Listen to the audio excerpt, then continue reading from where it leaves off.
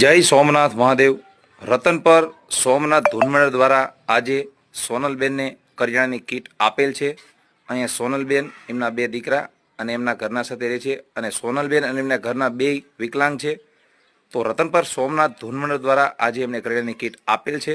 તમારા ધ્યાનમાં પણ આવા કોઈ જરૂરિયાતમંદ વ્યક્તિ હોય તો રતન પર સોમનાથ ધૂનમંડળનો કોન્ટેક કરજો. આજની સેવામાં બસ આટલું. મળીએ કાલે નવી સેવામાં. જય સોમનાથ મહાદેવ.